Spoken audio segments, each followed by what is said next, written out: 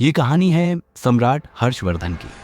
सम्राट हर्षवर्धन, जिन्हें आमतौर पर हर्ष कहा जाता है, प्राचीन भारत के सबसे प्रभावशाली शासकों में से एक थे। उन्होंने 606 ईस्वी में गद्दी संभाली और 41 वर्षों तक शासन किया। उनके शासनकाल में उत्तरी भारत में राजनीतिक एकता, धार्मिक सहिष्णुता और कला संस्कृति का स्वर्ण युग आया। वे एक योग्य, न्यायप्रिय और दूरदर्शी शासक थे। प्रारंभिक जीवन और सत्ता की प्राप्ति। हर्षवर्धन का जन्म पुष्यभूति वंश में हुआ था।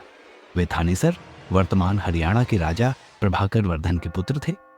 उनके बड़े भाई राज्यवर्धन उत्तर भारत के एक शक्तिशाली शासक थे, लेकिन उनकी हत्या कर दी गई।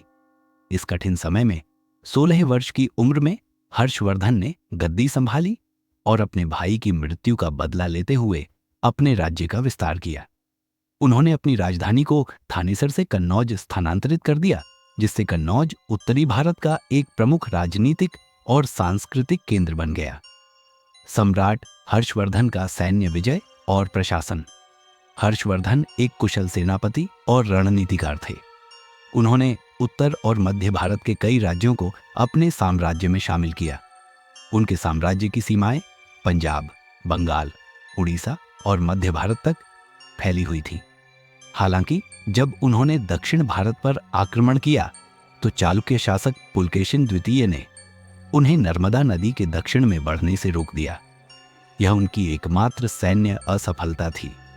उन्होंने अपने शासन को प्रभावी बनाने के लिए एक संगठित प्रशासनिक प्रणाली बनाई। उन्होंने कर संग्रह प्रणाली को सुव्यवस्थित किया और न्याय व सामाजिक कल्याण पर ध्यान दिया। उनकी नीतियों के कारण प्रजा सुखी और समृद्ध थी।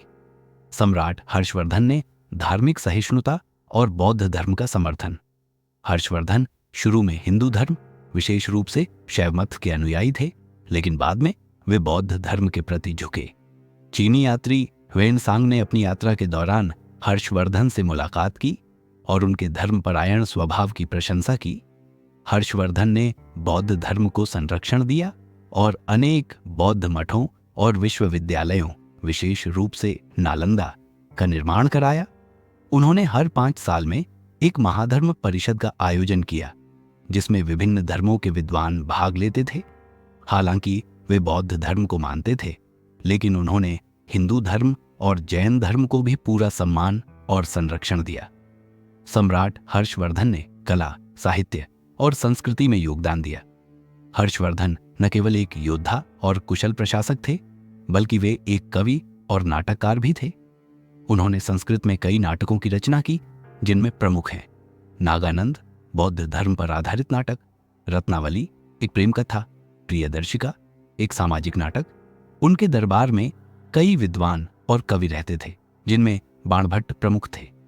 बाणभट्ट ने हर्षवर्धन के जीवन पर आधारित प्रसिद्ध ग्रंथ हर्षचरित लिखा, जो उस समय का एक महत्वपूर्ण ऐतिहासिक स्रोत है। हर्षवर्धन की विरासत। सम्राट हर्षवर्धन ने 41 वर्षों तक उत्तरी भारत में शांति और स्थिरता बनाए रखी। वे अंतिम हिंदू बौद्ध शासकों में से एक थे, जिनकी मृत्यु के बाद उत्तरी भारत में छोटे छोटे राज्यों का उदय हुआ और गुप्त साम्राज्य जैसी एकता फिर कभी नहीं बन पाई। उनका जीवन हमें सिखाता है कि एक महान शासक केवल युद्ध जीतने वाला नहीं होता, बल्कि वह अपनी प्रजा की भलाई, संस्कृति और धर्म की रक्षा करने वाला भी होता है। उनकी नीतियां, प्रशासनिक कुशलता और सांस्कृतिक योगदान उन्हें भारतीय इतिहास के महानतम सम्राटों में से एक बनाते हैं।